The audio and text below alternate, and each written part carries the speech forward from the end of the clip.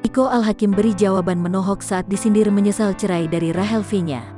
Ayah dua anak itu mengaku sudah bahagia dengan jalan hidupnya. Hubungan antara Rahel V-nya dan Nico Al-Hakim masih terus menjadi sorotan. Meski keduanya telah bercerai, Nico dan Rahel masih terus dikaitkan. Baru-baru ini, Nico Al-Hakim dituding menyesal bercerai dari Rahel V-nya. Hal itu terungkap dari unggahan terbaru Nico Al-Hakim di Instagram pribadinya, @okinpah, Minggu tanggal 5 September tahun 2021. Dalam unggahan Instagram Story, Nico alias Okin mengunggah Q&A dari warganet. Terlihat seorang warganet yang nyinyir tentang kehidupannya dengan Rahel. Okin disebut-sebut telah menyesal karena meninggalkan Rahel V-nya yang kini semakin cantik. "Nyeselkan lu pasti, dah glow up," ungkap seorang warganet. Mendapati tudingan tersebut, Nico Al-Hakim seolah tak ingin tinggal diam. Mantan suami Rahel V-nya itu memberikan jawaban menohok. Okin menyebut Rahel V-nya sudah cantik dari dulu.